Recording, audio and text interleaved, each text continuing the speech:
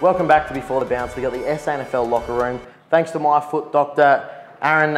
Healthy feet, happy athlete, a great sponsor of ours. You haven't been down to my foot doctor yourself, mate, after that trip out to Piranha? Not a bad business name, that, eh? A bit quite catchy, but no, I haven't. I probably felt like I needed it after the warm-up, but we got through anyway, but that's all right. And obviously standing in for the great Hall of Famer Ando tonight, so just come off the bench like I did at Piranha. Yeah, you spent a bit of time on there. I'll tell you what, the bench at Piranha was fantastic. Some sandwiches, oranges on the bench. You don't see that very often. Snakes. But Greg Anderson, absolute legend. Great to have him involved here at Piranha Media. Yep. And I'll tell you what, he'd be disappointed that he's missing tonight due to the fact that Port, they got a close win over the Bays on the weekend and they're straight through to a grand final, Aaron. Quite an interesting one. I was actually, Sunday morning, someone rang me and then I was actually on the phone to someone a bit later. They said, oh, did Glenelg win? I said, yeah, they won last night. Someone told me they won. They actually got beat. I was telling them Sunday morning the game hadn't even been played. So, you know, someone told me they won. I was a bit I'd lost the speed with the results over the weekend. And then when I actually sat down and watched the Port Glenelg game, and it was quite a good game. It was a ripper of a game, actually. But I misled the person I was talking to Sunday morning that they'd won. It's look, Glenelg, they've been fantastic all year. Port and Crows, probably the first year since they've been in the SANFL competition that they've had, you know, a full list to pick from. Yep. In the past, they've had a lot of injuries throughout the year, but Crows, Glenelg this weekend in the prelim.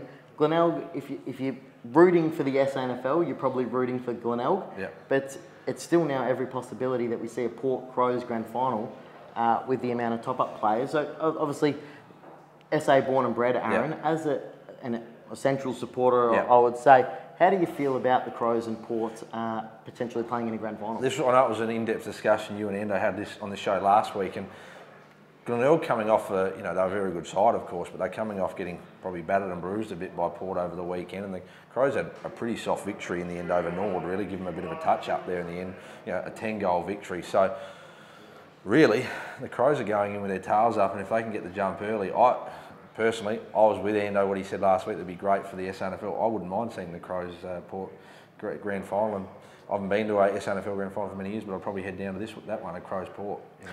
Yeah, look, I'm going to go against you. I'm hoping the Bays get over. The You want a rematch? Well, I'm just hoping the Bays get over because I think the Bays can go all the way, and I'd still like to see that SANFL team get the win as well. As you said, Crows gave Norwood a touch-up. We spoke really well about the footy they'd been playing last week. Just on that as well, obviously Port are straight into the grand final, but big news out of Woodville West Torrens as well. Now, we saw this posted on Facebook in the last day or two, but Sam Lonigan, who has been a fantastic head coach for Woodville West Torrens, he's actually gone back where he played to Richmond to accept a role after just one season at Woodville West Torrens. So it probably says a lot about him as a coach, how much Richmond are looking for his services. So Woodville West Torrens looking for a new coach after just 1 year of signing their new one. Yeah, and could our mate Rocky, could Rocky's mate be on the table? Mick, the superstar coach, in our notes here, you could have said Mick McGuire, and I know Rocky's very close to him, and you know there could be some talk around that as well. You know, he's been a champion player, Mick McGuire, and he's an even better coach. He's a proven coach as well. So could be some interesting times there at Woodville West Torrens. But credit to Sam Lonigan and wish him all the best in his endeavours and to be picked up by AFL club, outstanding. You know? Well, look, I know the SANFL is not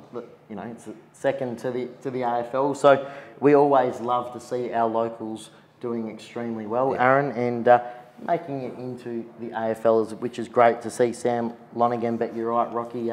We'll be very excited if Mick McGuire gets the job. I'm not sure having both of them in the same town will be any good though, if they're both in the same state. Well, I'll tell you what, we need to actually, I know Rocky's the owner of the show and he doesn't like to talk about it too much, but we need to get him on for an interview because he's got some cracking stories to tell about his days at Woodville. Are we playing that show in PG rated show or after hours? Most of the stories I've heard are PG, which is good. But mate, the Redlegs, Norwood, obviously they got bundled by the Crows on the weekend. They've been a quality side for I'd say the last four or 5 years. They've been absolutely brilliant. Hearing a lot of retirements out of their list. It was probably due to come as well. Yeah, and you know it's like AFL. We talk draft time. There's plenty of changes coming on all this. There's some retirements being talked about there, so there's plenty to play out over the summer. Well, I'll give you a rumour. Mitch Grigg, absolute quality player.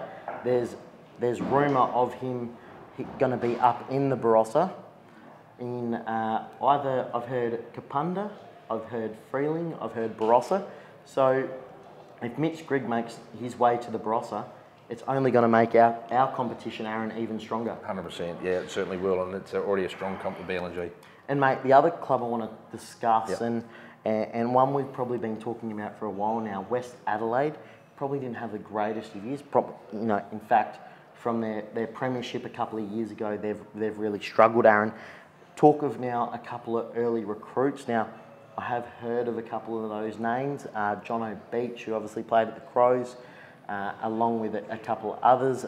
Middleton looks like he's moved on, whether it's to another SANFL club or not. But West Adelaide also in a bit of strife, Aaron, as well. Probably not. Yeah, a bit of strife, probably, one word you could use, or it's a rebuilding phase, and the difference between how their season goes next year is that 4 or 5 recruits. If they can land 4 or 5 big names, John O'Beach, one of them, owns a horse with Aaron Bain Racing, so just a little plug there. But if they can lob 3 or 4 decent players, hey, they're right back in contention. And I think the SANFL, as we've seen last year with Port, they finished in the bottom half this year and straight through the grand final.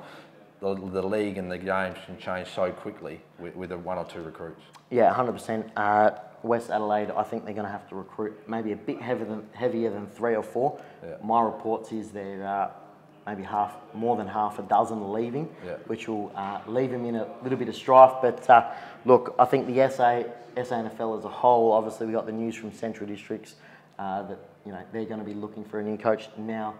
Woodville West Torrens as well, so it's a very exciting.